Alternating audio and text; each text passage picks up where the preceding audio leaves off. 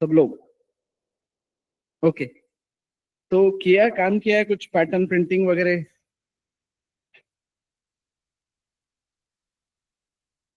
तू पण अब्सेंट होता का मध्ये? हा बरं. लेक्चर बघितलेत का? कुठपर्यंत बघितलेत? परवापर्यंत? लाईव्ह अटेंड केलं होतं का? मग रेकॉर्डिंग बघितली? काय शिकवलंय परवा? कुठला लूप? वाईल लूप. ओके. काम काय काय दिलं होतं त्याच्यानंतर? लॅब अटेंड केली आहे का?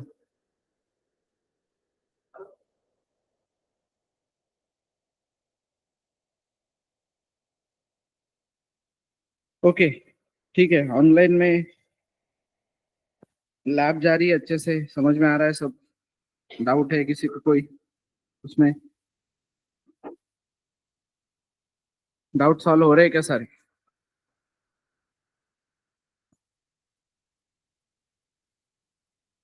ओके।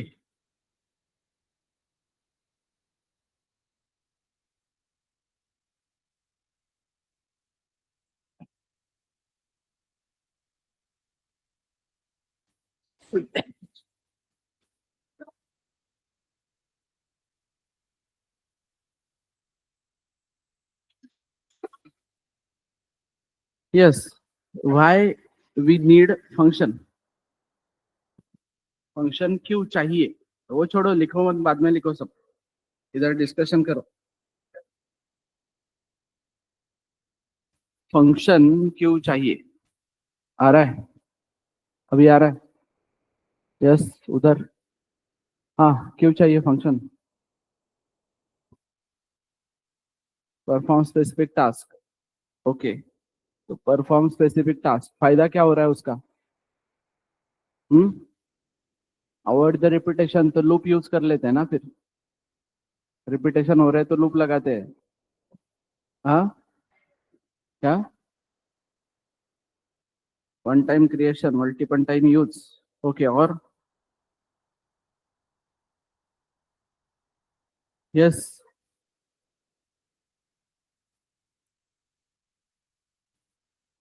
और क्या क्या फायदा है?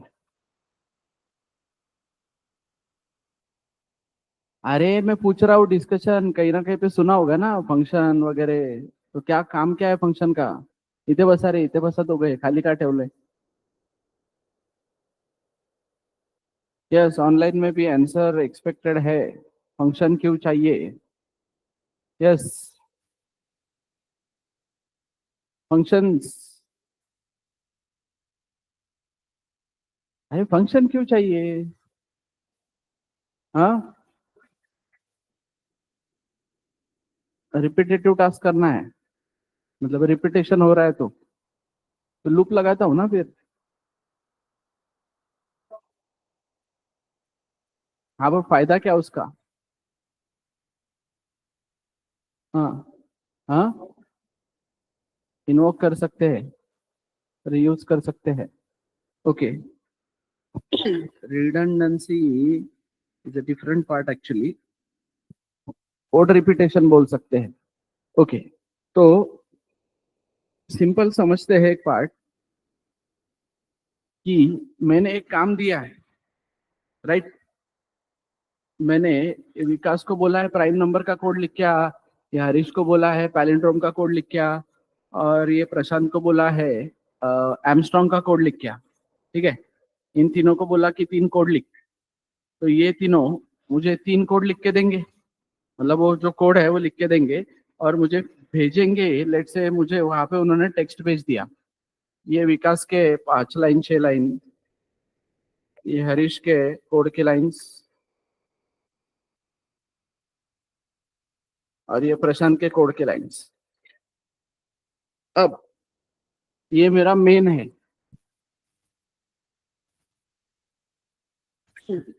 अब मैं, मुझे 3 काम करने हैं ना। अब सीक्वेंस में किसका पहला किसका बाद में वो नहीं, मुझे 3 काम करने हैं, एक के बाद एक होंगे as per the flow.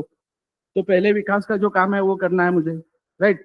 Late से उसके केस में मुझे पैलिंड्रोम नंबर चेक करना था, और इसके केस में मुझे क्या प्राइम नंबर चेक करना था। इसके केस में मुझे एमस्ट्रॉन्ग या स्ट्रॉन्ग नंबर चेक करना था, राइट।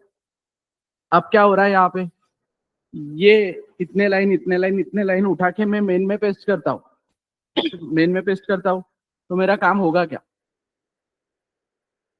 मतलब विकास ने बोला है कि हाँ सर मेरा कोड परफेक्टली चल रहा है, आउटपुट मुझको आ रहा है। हरीश ने बोला है कि कोड चल रहा है अच्छे से, और प्रशांत ने भी बोला कि कोड चल रहा है, राइट। तीनों ने बोला, तो फिर तीनों का कोड चल रहा है। मैंने क्या किया, बस नंबर ऑफ लाइन्स उठा के डाल दिया ना वहां पे, मेन में डाल दिया नंबर ऑफ लाइन्स, तो मेन में भी वो चलना चाहिए ना। चलेगा क्या? चलेगा, मतलब पूरा 100% पॉसिबिलिटी है कि चलेगा, या कहीं पे प्रॉब्लम आ सकती है? यस, चलेगा या कहीं पे प्रॉब्लम आ सकती है?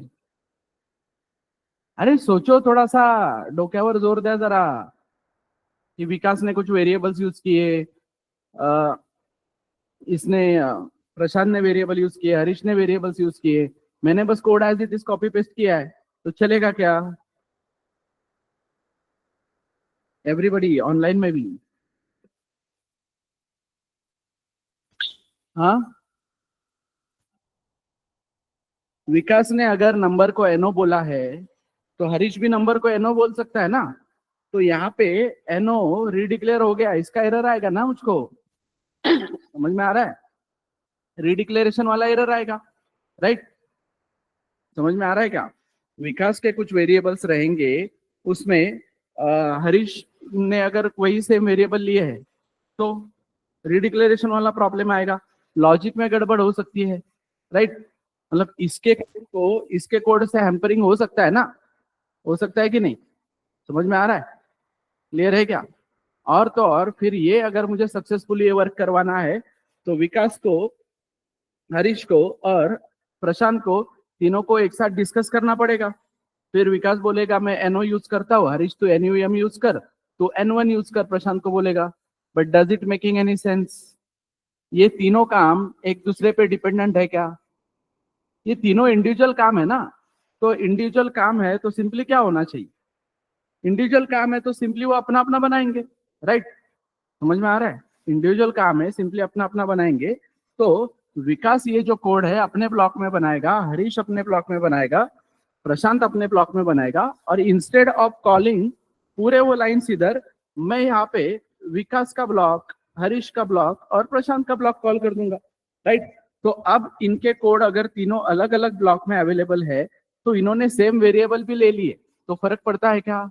एक घर में सेम नाम के दो बंदे हैं तो कंफ्यूजन हो सकता है, बट अलग अलग घरों में सेम नाम के लोग हैं तो उनके घर वालों को प्रॉब्लम नहीं आती ना उनको कॉल करने के लिए ना। एक वो अलग अलग घर के अंदर है तो फर्क नहीं पड़ता उस चीज से। क्लियर? समझ में आ रहा है एवरीवन? समझ में आ रहा है क्या? तो ये एक पार्ट। अब कल को विकास के कोड की वजह से कुछ गलत आ रहा है आउटपुट, तो मैं हरीश को और प्रशांत को डिस्टर्ब थोड़ी करूंगा, राइट। मैं कौन से ब्लॉक में जाके चेक करूंगा? मुझे अगर कल को लेट से विकास का आउटपुट हरीश को उस पर कुछ डिपेंडेंसी है, तो विकास वो आउटपुट लाके दे रहा है हरीश को, बट वो पूरा मतलब हरीश का जो है वो आउटपुट ही गलत आ रहा है पूरा, तो फिर हरीश का भी कोड ढूंढूंगा, विकास का भी कोड ढूंढूंगा क्या? नहीं, मैं चेक करूंगा पहले कि विकास के कोड से प्रॉब्लम है, तो ये हरीश के कोड को डिस्टर्ब थोड़ी करूंगा, मैं विकास के कोड में जाके ही चेंज करूंगा ना, चेक करूंगा ना। समझ में आ रहा है क्या? तो कोड्स को मॉड्यूल्स में डिवाइड करने पे, कोड को क्या कर रहे हैं हम, मॉड्यूल्स में डिवाइड कर रहे हैं, तो हमको इजीली एक्सेस मिल रहा है ना उस चीज का, मतलब इजीली ऑपरेट कर पा रहे हैं ना उस चीज को। कल को कोई एरर आएगा तो मैं इंडिविजुअल ब्लॉक्स में ढूंढूंगा, राइट। और वो फर्क नहीं पड़ता अभी, विकास, हरीश और प्रशांत को मैं नहीं जानता, फिर भी उन्होंने बनाया हुआ कोड मैं यूज कर सकता हूँ ना, राइट। समझ में आ रहा है क्या? तो कनेक्टिविटी होने की जरूरत है क्या, राइट। सिंपली इनपुट और आउटपुट का सवाल है, मैं कुछ इनपुट दूंगा, विकास बोलेगा मुझे इनपुट चाहिए, और मैं तुमको एक आउटपुट देता हूँ, इस तरीके से वो काम चलेगा ना सारा। तो function provides us what, modularity. Function क्या करता है, मॉड्युलैरिटी प्रोवाइड करता है। कोड छोटे छोटे मॉड्यूल्स में अगर डिवाइडेड है तो आसानी हो जाती है। अब वापस मुझे वापस एक प्राइम नंबर या Armstrong number, strong number check करना था, तो पहले मुझे क्या करना पड़ता, ये कोड विकास का मुझे 2 बार लिखना पड़ता, 3 बार लिखना पड़ता, राइट। फिर तुम बोलोगे कि सर लूप लगाओ, कि 3 बार अगर करना है तो उसके जो 10 लाइन है उनको लूप में लो। लेकिन लूप का कहना क्या है? लूप का कहना है कि फिर 10 बार तो इन सीक्वेंस, 10 बार मतलब कंटिन्यूअस 10 बार। बट मेरा वैसा कहना नहीं है ना, मुझे 2 बार विकास का कोड एग्जीक्यूट करना है, बीच में 1 बार प्रशांत का कोड एग्जीक्यूट करना है, वापस थोड़ी देर बाद विकास का कोड एग्जीक्यूट करना है। ये काम करना है कि नहीं? राइट। तो मैं वापस 10-10 लाइन लिखता बैठूंगा क्या? मैं जहां पे मुझे प्रशांत के कोड, अपना विकास के कोड का काम पड़ रहा है, मैं वहां पे क्या करूंगा? कॉल दे दूंगा ना उसको। मतलब एक बार मैंने लिख दिया कोड, तो मैं बार बार उसको रीयूज कर रहा हूं ना, तो मुझे क्या मिल रहा है? रीयूजेबिलिटी। दूसरी चीज मुझे फंक्शन क्या प्रोवाइड कर रहा है? रीयूजेबिलिटी, कि मैं कोड को रीयूज कर पाऊंगा। राइट।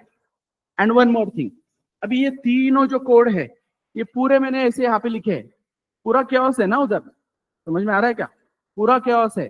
तो इंस्टेड ऑफ दैट, अगर मैंने ये प्रॉपर ब्लॉक ब्लॉक में लिखे हैं अलग तरीके से, हम दूसरे फाइल में है, वहां से इंपोर्ट हो रहा है, तो मुझे कोड में रीडेबिलिटी भी अच्छी मिलती है ना। राइट। कोड प्रॉपर रीडेबल भी है, समझ में आ रहा है? तो क्या है function? Function is a block of code, function is a block of code which provides modularity, reusability and readability. Right. Function क्या है? एक ब्लॉक ऑफ कोड है जो हमको मॉड्युलरिटी, रीडेबिलिटी एंड रीयूजेबिलिटी देता है। राइट।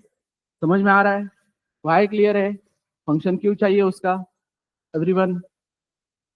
अब फंक्शन को जाने से पहले, अब ये फंक्शन कैसे बनाना है, क्या बनाना है, उससे पहले एक फंक्शन प्रोसेस वाला पार्ट समझो।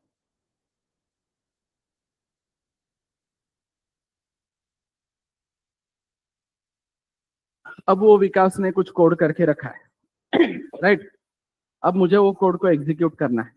ठीक है। तो सबसे पहली प्रोसेस मेरी क्या होनी चाहिए? मेरे तरफ से पहला स्टेप क्या होगा? मेरी तरफ से पहला स्टेप क्या होगा? मेरी तरफ से पहला स्टेप, मुझे विकास से कुछ काम करवाना है, तो मैं क्या करूंगा? विकास को कॉल करूंगा, राइट, इन्वोक करूंगा। तो पहला स्टेप मेरा क्या होना चाहिए? कॉल या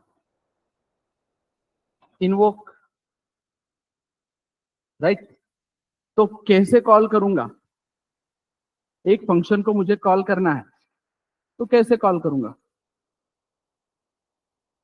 विकास को अगर मुझे कॉल देना है, तो कैसे कॉल देता हूं मैं उसको? उसके नाम से। तो फंक्शन को अगर मुझे कॉल करना है, तो सिंपली मैंने क्या करना चाहिए यहाँ पे? Function name. राइट। समझ में आ रहा है? फंक्शन का नाम, यहाँ पे 2 पैरेंथेसिस, फंक्शन कॉल का वो सिंटैक्स है, फंक्शन का नाम और 2 पैरेंथेसिस। 2 पैरेंथेसिस के अंदर अगर वो फंक्शन कुछ पैरामीटर्स ले रहा है, तो अगर वो फंक्शन कुछ पैरामीटर्स ले रहा है, पैरामीटर्स मतलब विकास से मुझे कुछ काम करवाने हैं, तो मे भी वो कुछ इनपुट ले रहा होगा, वो कुछ काम करवा के दे रहा है, वो पैसे लेता होगा, और साथ में कुछ और पैरामीटर्स भी लेता होगा। समझ में आ रहा है? तो अगर मतलब ही पैरामीटर्स, इफ एनी, कंपलसरी नहीं कि हर बार वो लेगा ही, कभी कभी बिना पैरामीटर्स के भी हो सकता है ना। तो पैरामीटर्स अगर कोई है, तो हमें भेजनी है उसकी क्या? वैल्यूज या फिर वेरिएबल्स। वैल्यूज और वेरिएबल्स क्या भेजना है? वैल्यू भेजनी है, और या फिर वेरिएबल, मतलब वेरिएबल पास करूंगा या वैल्यू पास करूंगा, मतलब 10, 20, 30, ए बी जो भी है, वैल्यू होगी नहीं तो वेरिएबल होगा। फंक्शन कॉल, और फिर यहाँ पे होगा semicolon, mostly, not always, not compulsory, हर बार नहीं होगा। क्लियर? जैसे printf hello plus printf bye किया मैंने, तो हेलो के बाद सेमीकोलन थोड़ी था, उसके बाद प्लस था ना सीधा। राइट। तो फंक्शन कॉल किया मैंने, मैं फंक्शन कहीं पे भी कॉल कर सकता हूँ। मैं एक फंक्शन को दूसरे फंक्शन के अंदर या पैरामीटर्स के अंदर भी कॉल दे सकता हूँ दूसरे फंक्शन को। राइट। तो ये सिनारियो समझ में आया क्या? फंक्शन नेम, वैल्यूज या फिर वेरिएबल्स, और सेमीकोलन। अब विकास को मैंने कॉल कर दिया, तो विकास को कॉल कर दिया तो फिर विकास एग्जिस्ट भी करना चाहिए, राइट। तो एग्जिस्ट करना चाहिए, साथ में उसका जो पूरा रोल है उस रोल के साथ एग्जिस्ट होना चाहिए, वो पूरी रिस्पॉन्सिबिलिटी जो है उसकी उसके साथ। तो next step will be function definition. दूसरे केस में क्या होगा, फंक्शन डेफिनेशन, राइट। अब एग्जिस्ट करना चाहिए तो जिस नाम से बुलाया उसी नाम से एग्जिस्ट करना चाहिए ना भाई, फंक्शन नेम। जिस नाम से बुलाया उसी नाम से एग्जिस्ट करना चाहिए। यस, ऑनलाइन समझ में आ रहा है क्या? रिएक्ट वैक्ट किया करो कुछ तुम लोग। Yes, thank you. So function का नाम, ठीक है, फंक्शन का नाम एज इट इज। अब इसमें भी पैरामीटर्स इफ एनी, मतलब परफेक्ट मैच होना चाहिए ना, जैसे पैरामीटर भेजे हैं वैसा डेफिनेशन होना चाहिए। तो पैरामीटर्स अगर कुछ भेजे हैं तो उन पैरामीटर्स को रिसीव करना पड़ेगा, और रिसीव करना है किसी वैल्यूज को, मतलब कुछ वैल्यूज को रिसीव करना है तो उसके लिए जगह लगेगी, राइट। और जगह कौन बना के देता है? गलत, वेरिएबल बोल रहा है ये। जगह कौन बना के देता है? वेरिएबल बोल रहा है। क्या बोला था मैंने पहले लेक्चर में? कॉलेज वाला आंसर दे रहा है। कौन बना के देता है जगह? डेटा टाइप बना के देता है ना। तो क्या होना चाहिए यहाँ पे? Data type with variable. अब डेटा टाइप जब होगा, जब जगह बना के देगा तो उसको आइडेंटिफाई करने के लिए मुझको एक वेरिएबल लगेगा, राइट। तो डेटा टाइप जगह बना के देता है, फिर वेरिएबल उसको आइडेंटिफाई करेगा। तो function name data type with variable या वेरिएबल विथ डेटा टाइप। फिर ये करली ब्रैकेट ओपन होगा, ये करली ब्रैकेट क्लोज होगा, इसके बीच में होगा तुम्हारा पूरा एल्गोरिथम या कोड, राइट। इसको बोलोगे तुम बॉडी, फंक्शन बॉडी, राइट। समझ में आ रहा है? यहाँ पे होगा ना वो पूरा पार्ट, क्लियर है क्या? वो आगे चल के तुमको कभी वो एरर आ सकते हैं कि body is missing. Body is missing मतलब क्या? कि उस फंक्शन को तुमने क्या डिफाइन कर रहे हो, उसको बॉडी ही नहीं दिया है, क्लियर है? अब function name data types with variable, और ये वाला पार्ट, यहाँ पे तुम सेमीकोलन नहीं दे सकते। यहाँ पे अगर तुम सेमीकोलन दोगे तो यही पे एंड होगा, मे बी सिंटैक्स एरर आ सकता है। तो यहाँ पे सेमीकोलन नहीं होगा, parenthesis, not parenthesis, curly brackets होंगे। करली ब्रैकेट्स के अंदर तुम्हारा वो कोड होगा, राइट। ये तुम्हारा फंक्शन डेफिनेशन। अब फंक्शन पूरा लिखा तुमने, अब पूरा काम हो गया। अब फंक्शन जो है, हर फंक्शन कुछ ना कुछ रिटर्न करता है, तो यहाँ पे डिसाइड होगा कि तुम्हारा फंक्शन क्या रिटर्न कर रहा है, राइट। समझ में आ रहा है? यहाँ पे तुम्हारा फंक्शन इंटीजर रिटर्न कर रहा है या फ्लोट या कैरेक्टर, एम्प्लॉय, स्टूडेंट, जो भी है, जो भी चीज है। समझ में आ रहा है? तो जो भी इंटीजर वगैरह रिटर्न करता है, यहाँ इसके बाद तुमने डिसीजन लेना चाहिए किसका? Return type, right. Function name data type is variable, पूरा कोड करने के बाद then decision will be taken क्या? रिटर्न टाइप उसका क्या होना चाहिए। तो क्या है फंक्शन डेफिनेशन में? Function name data type is variable, पूरा बॉडी एंड रिटर्न टाइप। समझ में आ रहा है? यहां तक क्लियरिटी है क्या? अब एक स्टेप और है, that is function declaration, right. समझ में आ रहा है? अब फंक्शन को कॉल करूंगा तब वो रेडी होगा, लेकिन वो एग्जिस्ट करता है कि नहीं ये तो मुझे पता होना चाहिए ना, कि या मैं किस किस को लाने वाला हूँ, किस किस को इन्वॉल्व करने वाला हूँ इसमें, राइट। मतलब ये डिक्लेरेशन का सिनेरियो ये है कि एग्जांपल देता हूँ कि जब तुम मेन में जा रहे हो, राइट, मतलब मेन में या कहीं पे भी तुम फंक्शन को कॉल करोगे, फिर कॉल करोगे तो कॉल करते वो डेफिनेशन मांगेगा, राइट। उसको लगेगा कि फंक्शन एग्जिस्ट ही नहीं करता है, राइट। डेफिनेशन तुम नीचे लिखने वाले हो ना, मेन के नीचे लिखने वाले हो। सिंपल केस में देखो, ये मेन है तुम्हारा, ये मेन के बाद यहाँ पे कहीं पे तुम वो डेफिनेशंस लिखने वाले हो, और यहाँ पे इसके कॉल हो सकते हैं। यहाँ पे क्या है? कॉल, यहाँ पे क्या है डेफिनेशन। तो कंपाइलर ऐसे कंपाइल करते करते आ रहा है, राइट, कंपाइल करते करते आ रहा है और उसको यहाँ पे कॉल दिख गया, राइट। तो कॉल दिख गया तो सीधा कंपाइलेशन एरर थ्रो करता है कि बोलता है कि ऐसा फंक्शन एग्जिस्ट नहीं करता है, उसका बराबर है। क्यों? क्योंकि यहाँ पे वो देखने को आया नहीं ना अब तक, राइट, डेफिनेशन एग्जिस्ट करती है वो देखने को आया नहीं। तो हम क्या करते हैं, हम मेन के ऊपर इस चीज का क्या करके रखते हैं, डिक्लेरेशन करके रखते हैं। तो डिक्लेरेशन में हमको सिर्फ क्या देना है, return type function name and यहां पे अगर पैरामीटर्स इफ एनी है अवेलेबल तो क्या, ओनली डेटा टाइप्स, ओनली क्या, डेटा टाइप्स आने यहाँ पे कंपल्सरीली सेमी कोलन। समझ में आ रहा है? तो ये लाइन क्या रहेगी, सबसे ऊपर, मतलब आते ही तुम पहले डिक्लेरेशन लिखते हो, बट वैसे नहीं जाना चाहिए ना फ्लो तुम्हारा। पहले कॉल किया तो एग्जिस्ट करता है कि नहीं पता होना चाहिए, फिर उसका डिक्लेरेशन होना चाहिए ना। समझ में आ रहा है क्या एवरीबॉडी? तो जब तुम वो हेडर फाइल इंक्लूड करते हो तो उसके अंदर क्या होता है, डिक्लेरेशन एंड डेफिनेशन अटैच होती है, राइट। समझ में आ रहा है? तो कॉल करने से पहले तुम वो रेडी रखते हो। अब सिंपल क्या है, व्हाट इफ फिर मुझे डिक्लेरेशन लिखना ही नहीं है, डिक्लेरेशन मुझे लिखना नहीं है, मुझे सिर्फ कॉल और डेफिनेशन वाला ही काम है। डिक्लेरेशन तो इसलिए कि मैं मुझे बताना है कंपाइलर को कि वो फंक्शन एग्जिस्ट करता है, हैव पेशेंस कि तू कंपाइल कर दे उसको। आगे अगर डेफिनेशन नहीं मिली तो एरर थ्रो कर, ठीक है, तो डेफिनेशन मिलेगी। बट व्हाट इफ मुझे कंपाइलर को वो डिक्लेरेशन देना ही नहीं है, तो ये जो डेफिनेशन वाला पार्ट है मैं ऊपर लिखता हूं। तो तुमने जब भी कभी वो सुना होगा कि बॉटम अप अप्रोच वगैरह, कि मेन को सबसे नीचे लिखा जाता है, ठीक है, मेन को सबसे नीचे लिखा जाता है।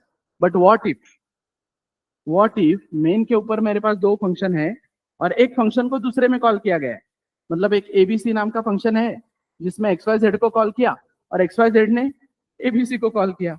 अब किसका डेफिनेशन कब किसके ऊपर लिखोगे? समझ में आ रहा है क्या? कंसेप्ट समझ में आ रहा है क्या? प्रॉब्लम क्या था, लेट से एक XYZ नाम का फंक्शन है, राइट, ये यहाँ पे कॉल जा रहा है। तो कॉल अगर जा रहा है तो उससे पहले कंपाइलर को पता होना चाहिए XYZ एग्जिस्ट, तो मैं डिक्लेयर कर रहा हूँ, नहीं तो फिर पूरी डेफिनेशन ही ऊपर लिख रहा हूँ, ठीक है। ये दो सिनारियो है। अब डेफिनेशन ऊपर लिख के मेरा प्रॉब्लम सॉल्व हो रहा है, लेकिन एबीसी नाम का फंक्शन है जिसके अंदर वापस XYZ नाम का या PQR नाम का फंक्शन है, राइट, और PQR नाम का फंक्शन है जिसके अंदर वापस एबीसी नाम का फंक्शन है। तो इन दोनों में से कोई तो भी एक नीचे आएगा एक ऊपर आएगा, राइट। तो मैं लेट से एबीसी को ऊपर बोलता हूँ, PQR को नीचे बोलता हूँ, राइट। तो आते ही क्या बोलेगा, अरे PQR नहीं मिला, राइट। फिर मैं PQR को ऊपर लिखता हूँ तो आते ही क्या बोलेगा, अरे एबीसी नहीं मिला, राइट। तो क्या करके रखूंगा मैं, तब तो मैं डिक्लेरेशन करके रख सकता हूँ ना। मतलब ये डेफिनेशन से ऊपर भी मैं क्या करूंगा, एबीसी एंड PQR की ये दो फंक्शन डिक्लेयर करके रखने हैं। समझ में आ रहा है? क्लियर है क्या? Why that declaration is needed? समझ में आ रहा है? अब यहाँ पे सी प्रोग्रामिंग में हमने देखा है कि declarations are not that mandatory, right, implicitly भी प्रोवाइड किए जाते हैं, बट हमेशा वो बेटर प्रैक्टिस रखनी है कि तुम तीनों चीजें लिखो सी प्रोग्रामिंग में। क्या? फंक्शन कॉल, फिर फंक्शन की डेफिनेशन और फंक्शन का डिक्लेरेशन। तो ये चीज सबकी बाय हार्ट होनी चाहिए। इसका एक इमेज प्रॉपर मैं ग्रुप पे भेज देता हूँ आज, जहाँ पे वो पूरा फंक्शन प्रोसेस डिटेल में लिखा है। क्या है वापस समझो, फंक्शन कॉल, उसमें फंक्शन का नाम, अगर कोई पैरामीटर्स है तो वैल्यूज और वेरिएबल्स, क्लियर, वैल्यूज और वेरिएबल्स। देन फंक्शन डेफिनेशन, जिसमें फंक्शन का नाम, अगर कोई डेटा टाइप है तो उसको data type with variable name और कोड और रिटर्न, तो कुछ रिटर्न अगर करता है तो that will be your return type, right. Then declaration, declaration में क्या होता है, सिंपली ये डेफिनेशन वाला ही पार्ट, सिर्फ वेरिएबल्स नहीं होते, ओनली डेटा टाइप्स कि ये ऐसा स्ट्रक्चर है उसका, राइट, वो पूरा एक प्रोटोटाइप रहेगा वहाँ। अंडरस्टूड? यहाँ तक क्लियरिटी है क्या? ये तीनों सिनारियो क्लियर है क्या एवरीवन? यस। रिटर्न टाइप मतलब अगर मैं 10 रिटर्न कर रहा हूं तो 10 क्या है? इंटीजर। जिस टाइप का डेटा मैं रिटर्न कर रहा हूं, जो मेरे रिटर्न होने वाले डेटा का टाइप है, that will be my return type. मतलब integer, float, character, student, employ, ये सब डेटा टाइप रहेंगे, राइट?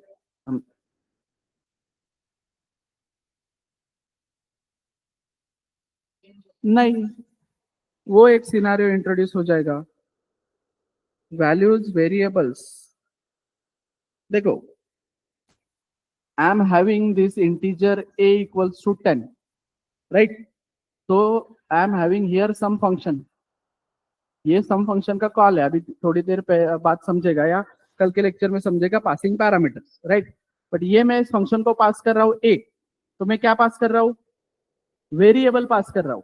या मैं सीधा यहाँ से 15 पास कर सकता हूँ, मतलब ये मैं क्या पास कर रहा हूँ? एक वैल्यू पास कर रहा हूँ ना, राइट? इन चीजों को क्या बोलता हूं मैं? पैरामीटर्स। ये क्या है? मेरे पैरामीटर्स है। इस फंक्शन को मैंने कितने पैरामीटर भेजे हैं? इसका मतलब 2 पैरामीटर भेजे हैं, एक पहला, ये दूसरा, ठीक है? That we will see. हाँ, एक चल सकता है, 0 चल सकते हैं, 10 चल सकते हैं, 20 चल सकते हैं, पैरामीटर्स। नहीं, सी प्रोग्रामिंग में नहीं होता है। फंक्शन का नाम अलग अलग होना चाहिए, सेम नाम के दो फंक्शन नहीं हो सकते, ठीक है? सेम नाम के दो फंक्शन नहीं हो सकते, अंडरस्टूड? ओके, तो स्टार्ट करते हैं फिर। तो क्या सीन है? अभी मुझे क्या करना है? अभी मुझे 2 नंबर की एडिशन करनी है। 2 नंबर की एडिशन करनी है, तो मैं मेन में आया।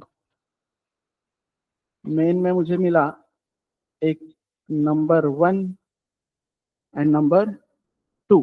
फिर मैंने यूजर को बोला ये इन सब के वैल्यूज एंटर करने के लिए। फिर यूजर ने क्या किया?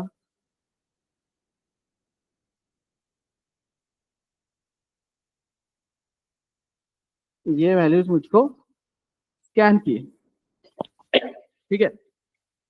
एंटर करने को बोला, 2 वैल्यू स्कैन करवा लिए। अब 2 वैल्यू स्कैन करवाने के बाद मैंने क्या किया है? एक इंटीजर रिजल्ट लिया, जो मैं यहाँ पे भी ले सकता हूँ, कोई प्रॉब्लम नहीं है। फिर मैंने क्या बोला? Number 1 plus number 2। और फिर मैंने यहाँ पे क्या किया?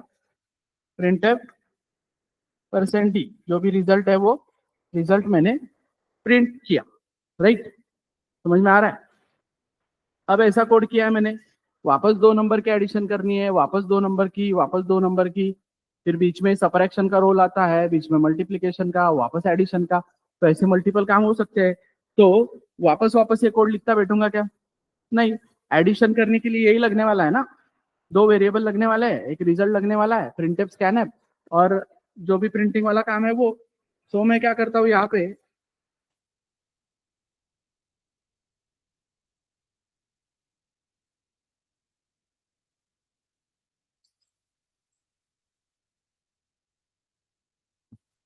ये जो है कोड, ये एक अलग ब्लॉक में लूंगा, right?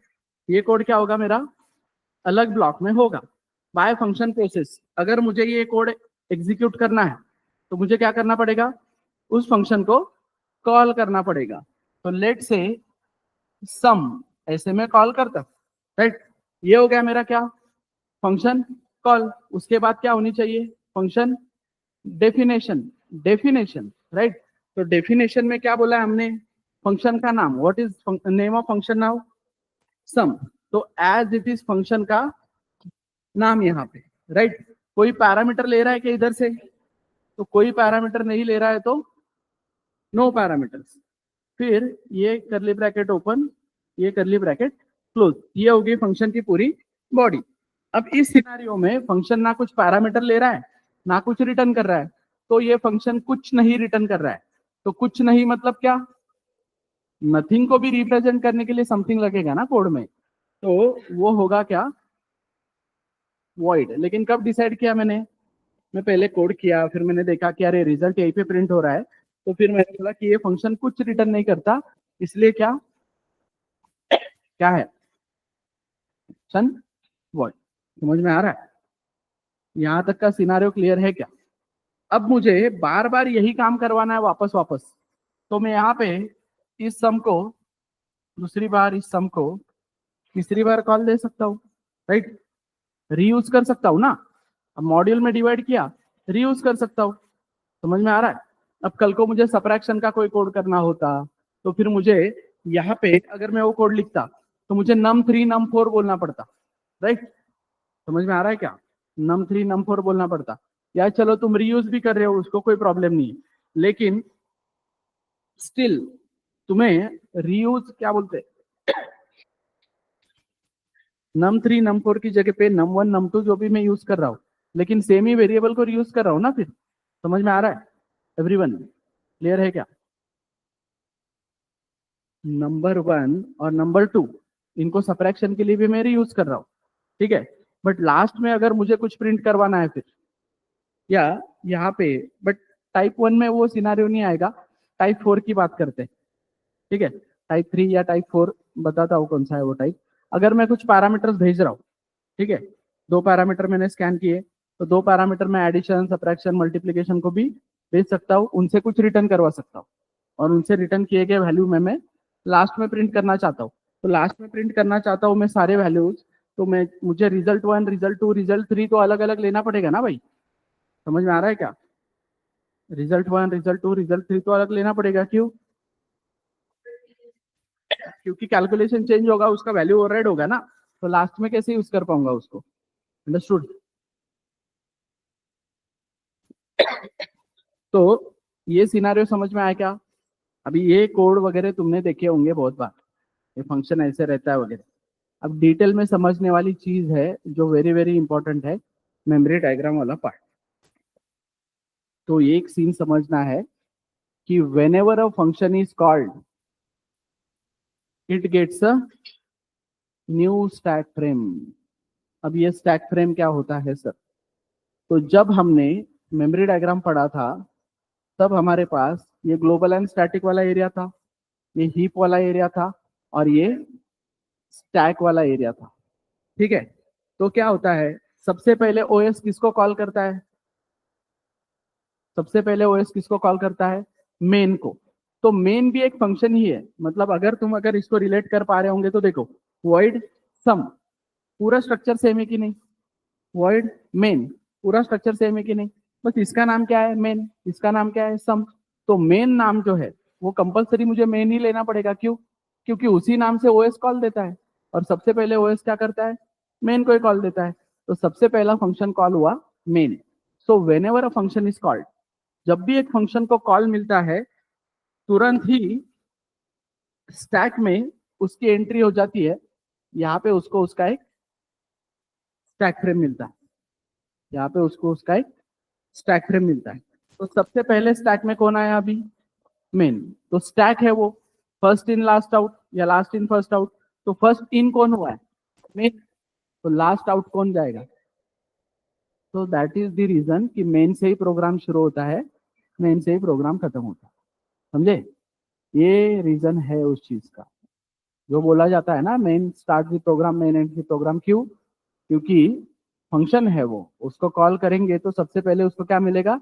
Stack frame. Stack frame मिलेगा, स्टैक में वो रेडी होगा, एंड देन दैट सिनेरियो। तो मैं आया लाइन नंबर 1 2 3 है यहाँ पे, फिर मेन में एंटर होने के बाद मैं आया लाइन नंबर 1 पे। तो लाइन नंबर 1 पे वापस एक फंक्शन है सम नाम का। तो क्या बोला हमने अभी? Whenever a function is called it gets a new stack frame. तो तुरंत यहाँ पे सम को स्टैक फ्रेम मिलेगी।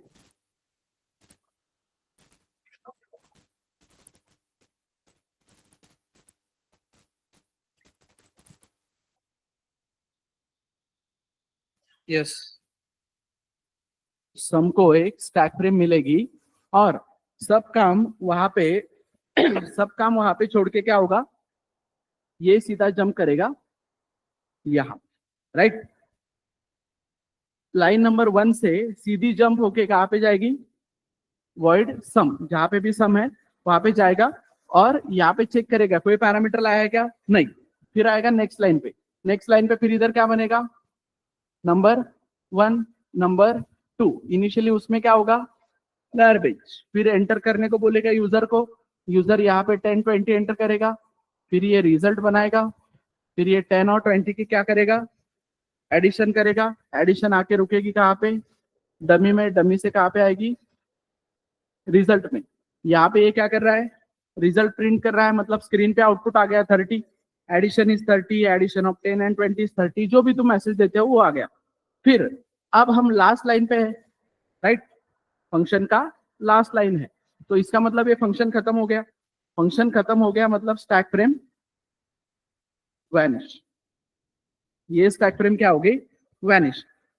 तो ये स्टैक फ्रेम वैनिश होने के बाद हम वापस कहाँ पे जाएंगे, जहां से इस फंक्शन को कॉल मिला था। तो कहाँ से मिला था इस फंक्शन को कॉल, यहाँ से। तो हम वापस आके कहाँ पे रुकेंगे, यहाँ पे, उसी लाइन पे। फिर चेक करेंगे कि अरे उसके बाद तो सेमीकोलन है, मतलब ये लाइन खत्म हो गई। फिर आएंगे हम लाइन नंबर 2 पे। सेमीकोलन नहीं होता तो फिर आगे का चेक करता हूँ जो भी है। तो जहां से जंप किया वहां पे। तो इस केस में अभी जो स्टैक फ्रेम टॉप पे थी उसको हम बोलते हैं कॉल्ड स्टैक फ्रेम, राइट। और किसने कॉल किया है इसको, मेन ने। तो मेन इन दिस केस क्या रहेगा, कॉलिंग स्टैक फ्रेम। क्लियर। तो मेन है इसलिए नहीं, फंक्शन को कल को कहीं से भी कॉल मिल सकता है। वन फंक्शन दूसरे फंक्शन में मतलब एक फंक्शन दूसरे फंक्शन को कॉल दे सकता है। तो जिस फंक्शन ने उस फंक्शन को कॉल दिया है वो फंक्शन उसके लिए क्या है, कॉलिंग। और जो फंक्शन अभी टॉप पे है वो क्या है, कॉल्ड। तो कॉल्ड जब खत्म हो जाएगा, कॉल्ड फंक्शन जब खत्म हो जाएगा तो वापस कहाँ पे जाएंगे हम, कॉलिंग में। So whenever we call a function it gets a new stack frame. और जब वो फंक्शन का काम खत्म होता है stack frame gets vanish and flow वापस वापस कहाँ पे आ जाता है, कॉलिंग में। कॉलिंग में उसी जगह पे जहाँ से उसको कॉल किया गया था, राइट।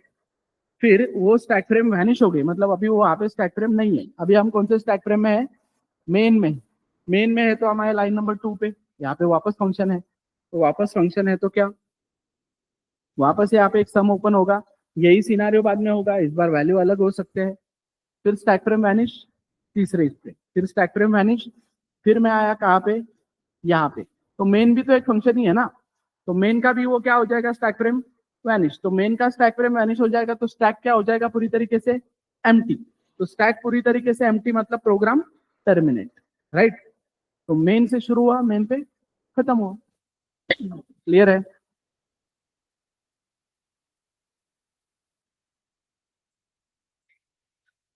नहीं, यहां पे देखो, ओएस ने जिस फंक्शन को कॉल किया है, ओएस ने किसको कॉल किया है, मेन को।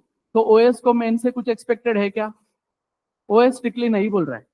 ओएस बोल रहा है कि मुझे उस फंक्शन से कुछ रिटर्न नहीं चाहिए। तो ओएस को उस फंक्शन से कुछ रिटर्न नहीं करके चाहिए, तो मैंने यहाँ पे कुछ लिखा क्या, नहीं कुछ नहीं लिखा। तो रिटर्न टाइप क्या होगा मेरा, वर्ड। समझ में आ रहा है। जब तुम डॉट सीपीपी फाइल बनाते हो तो डॉट सीपीपी फाइल में जब मेन को कॉल किया जाता है that time OS is expecting a integer, OS is expecting a integer from that function. तो इसीलिए तुमको उसको सेटिस्फाई करने के लिए वहां पे रिटर्न 0 करना पड़ता है। और रिटर्न अगर तुम 0 कर रहे हो तो उसका रिटर्न टाइप इंट होगा। तो बताता हूं मैं जब अपना टाइप आएगा अगला वाला। तो यस, एनी क्वेश्चंस, क्वेश्चंस, कुछ नया क्वेश्चन जो पहले नहीं पूछ पाए अभी पूछना है। यस, हाँ हाँ। नहीं, stack frame manage memory release सारी। वो क्यों, स्टैक फ्रेम मैनेज मतलब जगह रिलीज हो गई ना पूरी। स्टैक में जितना भी मेमोरी ऑक्यूपाई किया था, लेट से N1 बना 2000 पे, N2 बना 3000 पे, तो वो मेमोरी अभी अवेलेबल हो जाएगी। वो बाद में ये दूसरी स्टैक फ्रेम भी रीयूज कर सकती है, लेकिन कब, वैनिश होने के बाद। अब जो सिनारियो बताऊंगा उससे तुमको सारा पार्ट क्लियर हो जाएगा। इस चीज का मेमोरी डायग्राम ड्रॉ करना है। और हाँ, वन मोर थिंग, ये जो मैंने लिखा यहाँ पे, यूजुअली मैं हर बार भूल जाता हूँ, ये फंक्शन कॉल, ये फंक्शन डेफिनेशन। यहाँ पे ऊपर क्या रहेगा, function declaration. So declaration is nothing, simple part, जो भी डेफिनेशन होगा वही, बट उसमें कुछ वेरिएबल्स रहे तो वो हटाने पड़ेंगे बस।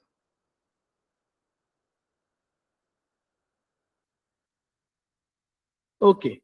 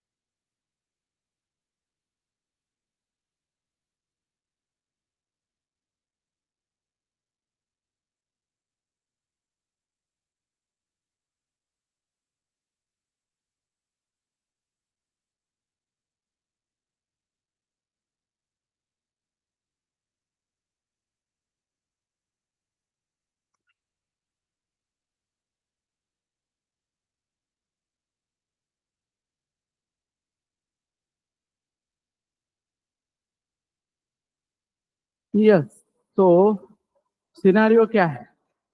सिनारियो ये है कि ये कोड लिख के दिया है, आई होप ऑनलाइन में विजिबल है कोड सबको। तो ये मैंने कोड लिखा है।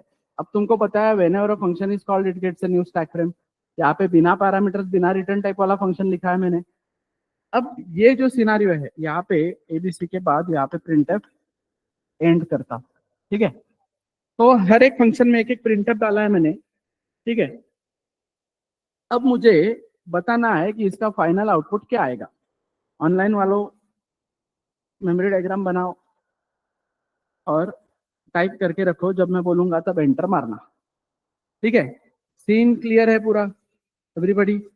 लेट से यहाँ पे ऊपर डिक्लेरेशंस रहेंगे, void abc lmn and pqr, ठीक है। डिक्लेरेशन रहेंगे। चलो फिर तुरंत आउटपुट आना चाहिए। क्या स्टार्ट आणि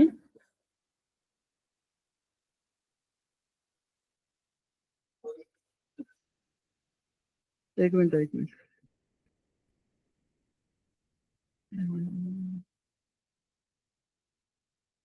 नाही ना, कुठे काय होतंय? काय रिपीट होणार म्हणतोय तू?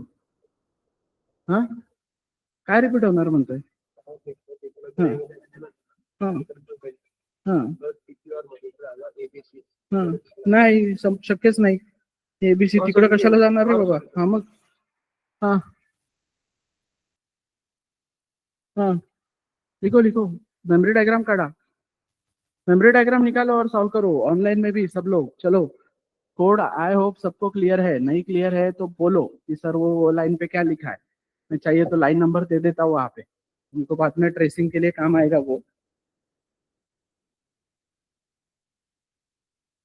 तो 1 2 3 4 5 6, ये 7, ये 8, ये 9, ये है 10, ये है 11, ये है 12, ये है 13, ये है 14। ओके, रेफरेंस के लिए वो लाइन लिखे है, देखो तुम लोग कैसा होता है तो।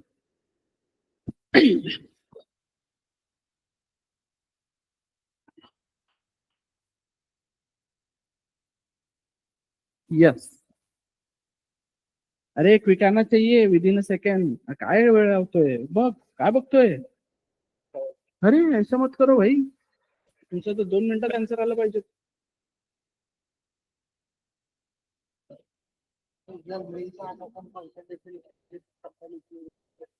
नाही, कंपायलेशन नाही, डेफिनेशन लिहिली तर फक्त ती कॉल नाही होणार। बताता हूँ,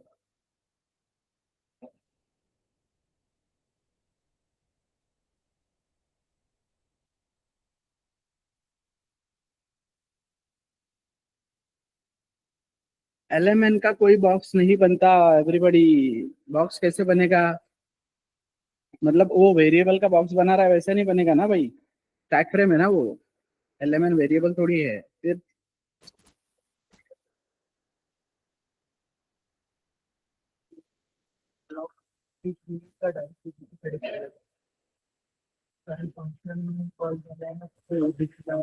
हाँ, जितने कॉल मिला है तो सिंपल है।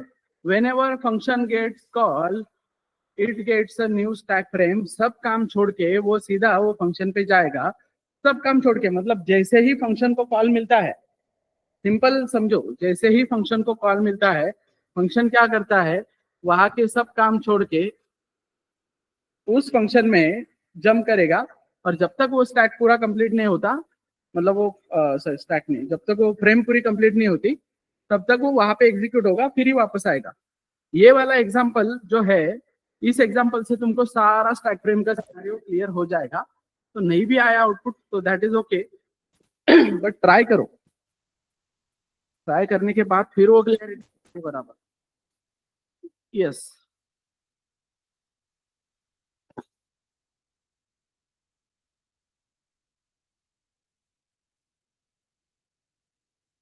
आया? कितने लोगों का आया? आया क्या? यस, इधर।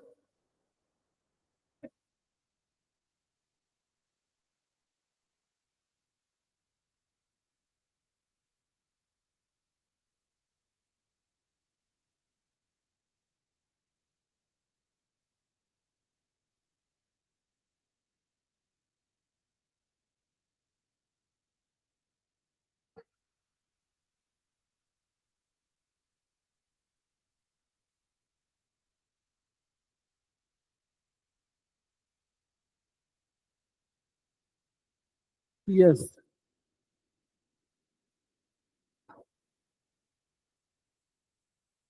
नहीं आया? आया ना? ओके। तो चलो ध्यान दो इधर। यस, ऑनलाइन में चलो एंटर मारो। अगर हुआ है तो एंटर मारो भाई।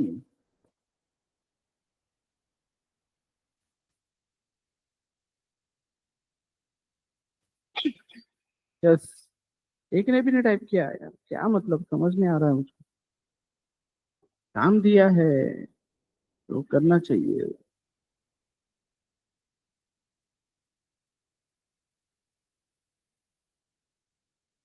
यस। चलो ध्यान दो। तो इधर क्या करेंगे अपन अभी? सबसे पहले ये हमेशा रहेगा, ग्लोबल एंड स्टैटिक, फिर यहाँ पे हीप, फिर ये मेरा स्टैक। अब सबसे पहले आया मैं मेन में।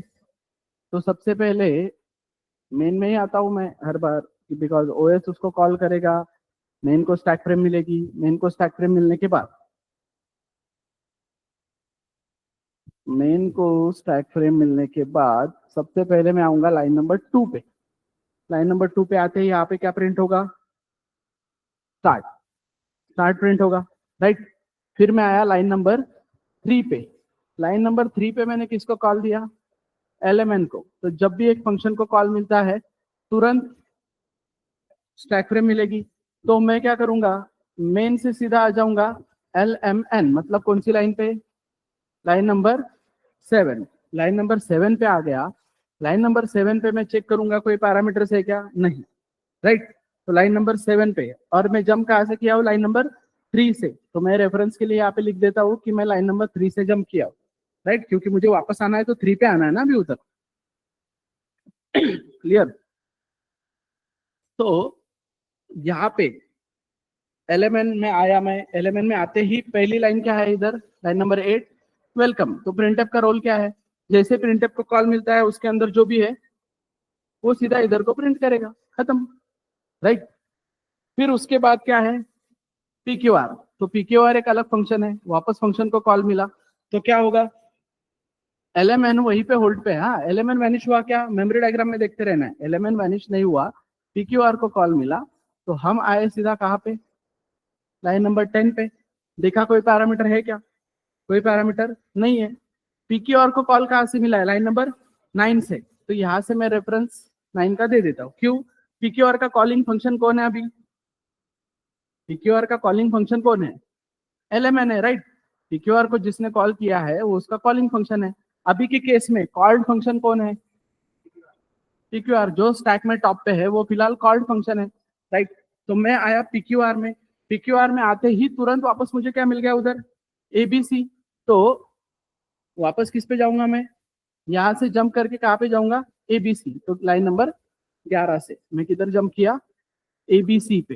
तो ABC का स्टैक फ्रेम ओपन हुआ। ABC का स्टैक फ्रेम ओपन होने के बाद क्या प्रिंट हुआ, यहाँ पे तुरंत सॉल्यूशंस, राइट। अब ABC का स्टैक ओपन हुआ तो ABC का जो पार्ट है उसमें सॉल्यूशंस प्रिंट होने के बाद कोई रोल नहीं है, तो लास्ट लाइन है वो ABC की, तो ABC वैनिश हो जाएगा।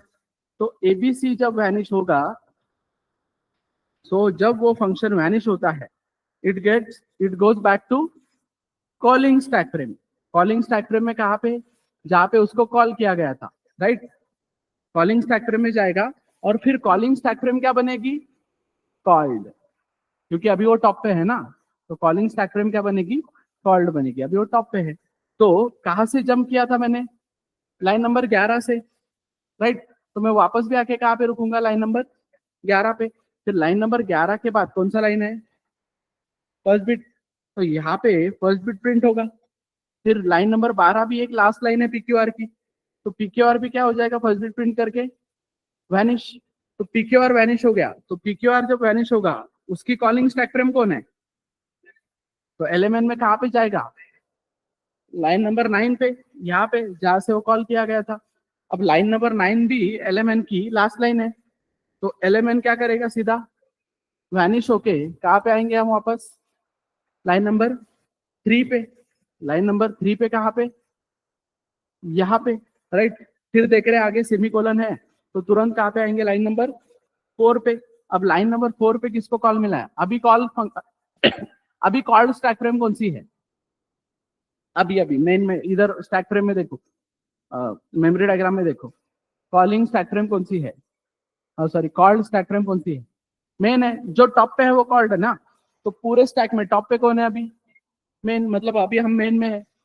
अभी हम जैसे ही 4 नंबर लाइन पे आते हैं, किसको कॉल मिल रहा है, PQR को, तो अभी टॉप पे कौन है, PQR, तो कॉल्ड कौन है, कॉल्ड कौन है, कॉल्ड कौन है, कॉल्ड कौन है, कॉल्ड मतलब जो टॉप पे है ना, PQR कॉल्ड है, कॉलिंग कौन है, समझे। ये तुम्हारे रेफरेंस के लिए लिखा है, देखा जाए तो इसके बाद सीधा यही है ना, समझे। तो ये वाला क्या है, मेन जो है वो कॉलिंग है, PQR क्या है, कॉल्ड। तो PQR अगर कॉल्ड है तो मैं सीधा जंप कहाँ पे किया, PQR में। PQR में जंप करने के बाद वापस किस पे किया, ABC पे। ABC पे आने के बाद क्या प्रिंट किया, सॉल्यूशंस, राइट। सॉल्यूशंस प्रिंट करने के बाद ABC का स्टैक फ्रेम वैनिश।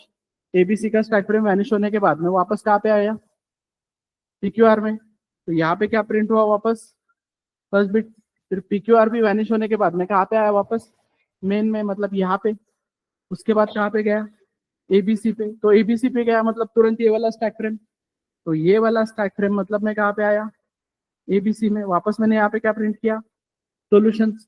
फिर ये स्टैक फ्रेम वैनिश होने के बाद मैं वापस कहाँ पे आया, मेन में। मेन में कौन सी लाइन पे, फिफ्थ। फिर आया मैं 6th लाइन पे, वहां पे क्या लिखा है, and. So start, welcome, solutions, first Bit, solutions, first bit, क्या लास्ट में, सॉल्यूशंस एंड एंड। अंडरस्टूड, आया इधर, किसका आया ये आंसर, एवरीबॉडी, ओके। सो अभी आंसर नहीं भी आया है, दैट्स फाइन, क्योंकि मैंने पहले एक ही स्पेक्ट्रम के साथ समझाया था ना। अब सिनारियो क्लियर है क्या सारा, कौन कैसे कॉल होगा, क्या होगा, मतलब अब वापस अगर ऐसा कोई एग्जाम्पल आता है, तो तुम, एग्जाम्पल आता है मतलब ये कोई ऐसा देगा नहीं टाइम पास के लिए, ये तुमको समझना है कि स्टैक फ्रेम ओपन कैसे होती है, क्लोज कैसे होती है। तो तुम कोई भी कोड ट्रेस कर पाते हो इसकी मदद से, फिर समझ पाते हो प्रॉपर फ्लो कि कैसे जा रहा है, क्या जा रहा है। रट्टा मारने की जरूरत नहीं कोई भी केस में। हर केस में मैं क्या करता हूँ, मेमोरी डायग्राम के अकॉर्डिंग जाता हूँ सिंपली। तो फंक्शन के अंदर फंक्शन कॉल हो सकते हैं मल्टीपल, बस फंक्शन के अंदर फंक्शन डेफिनेशन नहीं हो सकती, ठीक है। क्यों, क्योंकि ये जो फंक्शन डेफिनेशन होती है अभी ABC, वो अगर PQR के अंदर होती तो ग्लोबली कॉल हो पाती क्या, ग्लोबली कॉल नहीं हो पाती ना। किससे कॉल हो पाती, सिर्फ PQR से ही कॉल हो पाती। PQR के अंदर कॉल करके क्या करूंगा ना, मुझे वो यूनिवर्सली एक्सेसिबल चाहिए ना सब तरफ। समझ में आ रहा है, आलेगा, क्लियर है क्या। तो ये वाला सिनारियो है तो आई होप इस एग्जाम्पल से क्लियरिटी है तुमको कि कैसे वर्क करेगा स्टैक फ्रेम। क्लियर? वो जानबूझ के सॉल्यूशन फर्स्ट बिट किया है, नहीं तो कुछ जन उधर लॉजिकली ऐसा अलग दिमाग लगाते हैं, अरे नहीं फर्स्ट बिट के बाद ही सॉल्यूशन आएगा। ऐसा नहीं होता है, ऐसा दिमाग नहीं लगाना होता है, simply go with stack frame. वो ऐसा किया होगा किसी ने, उसको 100% गारंटी है कि हाँ welcome to First Bit Solutions ऐसा लिखा होगा किसी ना किसी ने, क्योंकि वो सेंसिबल है ना। तो ग्रामेटिकली ऐसे लग रहा है ना कि अरे welcome to First Bit Solutions ऐसा लिखा होगा सर ने, आउटपुट आता होगा। लेकिन ऐसा नहीं करता हूँ मैं, यहाँ पे भले ही सेंस ना बने लेकिन कोडिंग में बराबर आउटपुट आना चाहिए ना। तब तुमको क्लिक होता है कि नहीं ये बराबर जा रहा है कि स्टार्ट के बाद welcome Solutions to First Bit, ऐसा है वो पहला जो लाइन अगर तुम देखोगे start welcome Solutions to First. ये उतना जो आउटपुट है सिर्फ ये पहले एलिमेंट कॉल के लिए है ना। पीक्यूआर और एबीसी के कॉल का क्या, एलिमेंट वैनिश होने के बाद वापस उनको कॉल मिलेंगे ना। समझ में आ रहा है? क्लियर है क्या? अगर देखा जाए पूरे कोड में कि एबीसी कितने बार कॉल हुआ है,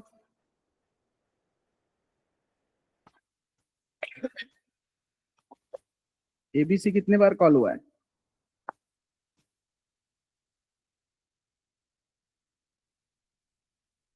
यहाँ पे एक बार, यहाँ पे एक बार, दो बार ना।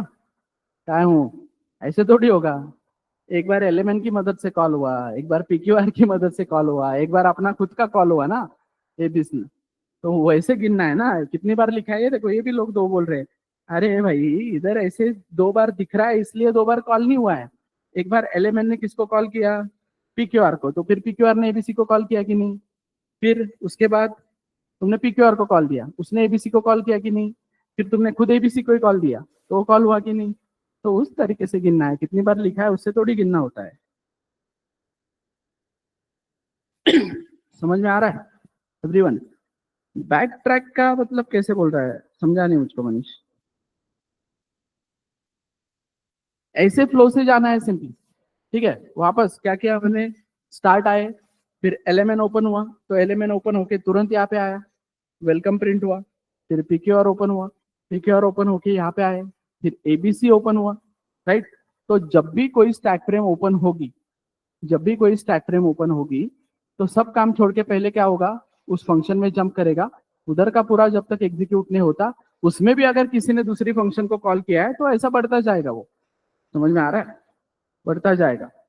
मतलब ये जो तुम कभी कभी ऐसा अगर तुमसे हो गया फॉर एग्जाम्पल, एक एबीसी है और उसके अंदर तुमने पीक्यूआर को कॉल कर दिया, और फिर पीक्यूआर है उसके अंदर तुमने एबीसी को कॉल कर दिया, राइट, और इनिशिएट कर दिया एबीसी से फॉर एग्जाम्पल। तो एबीसी क्या करेगा, पीक्यूआर को, पीक्यूआर एबीसी को। तो ऐसा एक दूसरे को वो क्या करते रहेंगे, स्टैक फ्रेम ओपन करते रहेंगे, स्टैक ओवरफ्लो होने तक वो चलता रहेगा। समझ में आ रहा है? तो समझ में आता है ना हमको क्या करेंगे हम। कोई यहाँ पे एक प्रिंटअप डाल के देखेंगे, राइट? समझ में आ रहा है कि यहाँ पे प्रिंटअप डाल के देखेंगे तो पता चलेगा क्या आएगा। यस, यहाँ पे हेलो अगर मैं प्रिंट करूंगा तो क्या आएगा, क्या आएगा, हेलो इनफाइनाइट। फिर कुछ नहीं आएगा ना। ये आ रहा है पीक्यूआर तक, पीक्यूआर वापस एबीसी को कॉल कर रहा है तो वहां तक पहुंच ही नहीं पा रहा है ना वो। समझ में आ रहा है? वहां तक अगर पहुंच पाता तो स्टैक फ्रेम क्लोज हो जाती ना। फिर स्टैक फ्रेम क्लोज ही नहीं हो रही है ना, एबीसी की हो रही है ना पीक्यूआर की हो रही है, तो बढ़ते ही जा रहा है वैसे वो। हाँ बट व्हाट इफ ये हेलो यहाँ पे होता, फिर इनफाइनाइट टाइम्स आता वो। समझ में आ रहा है? क्लियर है क्या? इस तरीके से वो पार्ट समझना है। वही जो बोला तुमको कि पहले वो फंक्शन का वो सबको पता होता है, ये कॉल है, ये डेफिनेशन है वगैरह, वो आंसर तुरंत आते हैं। ये चीजें नहीं पता होती है कि फंक्शन कॉल मिलता है तब, मतलब ये वो जो सिनारियो है वो सबको पता है कि फंक्शन कॉल है, ऐसे डेफिनेशन लिखना है, दो ब्रैकेट देना है। फंक्शन जब कॉल होता है तब स्टैक फ्रेम ओपन होती है, कैसे क्लोज होती है, क्या होती है। इससे तुम फ्लो समझ सकते हो बराबर। समझ में आ रहा है? इससे प्रॉपरली फ्लो समझ सकते हो। तो अभी हमको क्या क्या पढ़ना है फंक्शन में आगे। अभी हमको पढ़ना है, लेट से, अभी सिनारियो, अभी मैंने फंक्शन कॉल देखा, ठीक है, एक फंक्शन कॉल दिया, तो फंक्शन कॉल के साथ क्या है, मैं पैरामीटर्स भेज सकता हूँ या नहीं भेज सकता हूँ, रिटर्न टाइप भेज सकता हूँ या नहीं भेज सकता हूँ, राइट। समझ में आ रहा है, मतलब ये सिंपली क्या होगा, विथ या विदाउट। तो विथ पैरामीटर हो सकता है, नहीं तो without parameter, with return type हो सकता है, नहीं तो विदाउट रिटर्न टाइप। तो दो कॉइन टॉस की है, कितनी पॉसिबिलिटी है, चार पॉसिबिलिटी है। क्या कि भाई पैरामीटर भी नहीं है और रिटर्न टाइप भी नहीं है, ठीक है, फिर पैरामीटर भी नहीं है, रिटर्न टाइप है, पैरामीटर है बट रिटर्न टाइप नहीं है, और इन दिस केस दोनों है, पैरामीटर भी है और रिटर्न टाइप भी है। तो अभी जो सिनारियो हमने देखा वो वाला कौन सा है, without parameter without return type. तो इंटरव्यू में कोई ऐसा ये नहीं पूछता है कि टाइप 4 बताओ, टाइप 4 टाइप 3 हमारे अंडरस्टैंडिंग के लिए है, कि टाइप 1 2 3 4 ये हमारे अंडरस्टैंडिंग के लिए लिख रहे हैं हम, वो समझना है। फंक्शन का प्रोसेस सेम है, कॉल, डिफाइन, डिक्लेयर, राइट। ये वाला सिनारियो समझना है, with without, without with without, with. समझ में आ रहा है। तो अभी वाला जो पार्ट देखा हमने वो क्या है, without parameter without return type, ना उसको कोई पैरामीटर है ना रिटर्न टाइप है। बाकी अभी जो मैं धीरे धीरे इंट्रोड्यूस भी करूंगा एक एक टाइप, तो उसमें ये मेमोरी डायग्राम वगैरह वाली प्रोसेस चेंज नहीं होती है। whenever a function get called, it gets a new stack frame वगैरह वो सब कॉमन है एवरीवेयर, राइट।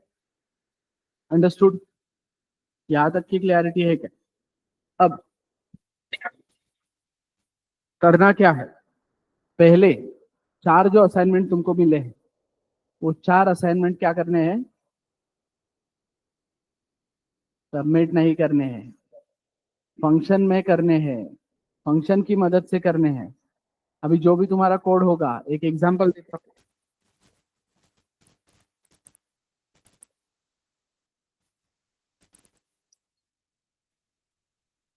ये है तुम्हारा मेन, ये है तुम्हारा मेन। तो मेन में क्या रहेगा, एक नंबर से, फिर odd two exactly equal to 0 है क्या चेक करोगे, और फिर बोलोगे वो इवन है या ऑड है।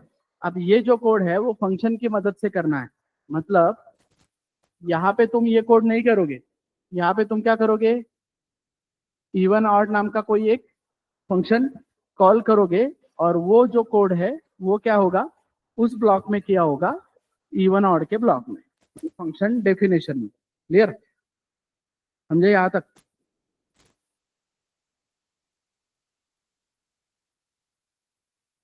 यस, ये सिनारियो क्लियर है क्या। तो यहाँ पे थोड़ा सा दिमाग लगाना है। अब दिमाग लगाना है, सिनारियो पहले क्लियर करके देता हूँ कि समझो, अपना एक कोड है कौन सा, जिसमें बेसिक सैलरी भी कैलकुलेट करनी है और इवन ऑड भी। चॉइस अगर 1 है तो बेसिक सैलरी, चॉइस 2 है तो इवन ऑड, ऐसा एक कोड है, राइट। अब यहाँ पे गधे जैसा कुछ लोग एक पैटर्न देखते हैं कि मेन का सारा उठाना है फंक्शन में डालना है, मेन का सारा उठाना है फंक्शन में डालना है। सेंस कहाँ पे बन रहा है वो देखो। अब मैं मेन में एक कोड किया हूँ कि if choice exactly equal to 1, तो यहाँ पे इवन ऑड वाला एक कोड है, एल्स यहाँ पे बेसिक सैलरी वाला एक कोड है। तो गधे जैसा बहुत लोग ये पूरा कोड उठाते हैं और कोई एक चॉइस नाम का फंक्शन बनाते हैं और इसमें पेस्ट कर देते हैं। ये पर्पज है क्या फंक्शन का, नहीं ना। इससे मॉड्यूलरिटी मिली है क्या, काम तो वही हुआ ना आफ्टर ऑल। क्या होना चाहिए, इवन ऑड एक अलग टास्क है, बेसिक सैलरी वाला एक अलग टास्क है, तो इन दोनों के इंडिविजुअल फंक्शन बनने चाहिए ना। मेन में ये इफ एल्स हो सकता है कि नहीं, ऐसा नहीं होता है कि मेन का सारा उठा के बाहर डालना है करके। तुमको वो समझना है कि जरूरत क्या है वहां पे। अब वो एक और क्वेश्चन है कौन सा, अपना स्टूडेंट वाला, कि इज स्टूडेंट और नॉट। तो वहां पे कहते जैसा दो फंक्शन बनाएंगे, अरे वो टास्क एक ही है ना, स्टूडेंट है या नहीं वो चेक करना है तुमको। है के लिए अलग फंक्शन और नहीं के लिए अलग फंक्शन, ऐसा नहीं है वो। समझ में आ रहा है, फंक्शन एक ही है। सो अंडरस्टैंड दैट पार्ट, वो वाला पार्ट समझो कि कहाँ पे तुमको मॉड्यूलरिटी कहाँ पे दे सकते हो, अननेसेसरी कहीं पे भी मॉड्यूलरिटी नहीं देनी है। क्लियर? इवन ऑड और बेसिक सैलरी, इसमें तुमको एडवांटेज ये भी होगा कि इवन ऑड और बेसिक सैलरी ऑलरेडी तुमने असाइनमेंट 1 में या कहीं पे करके रखा है कि नहीं, राइट?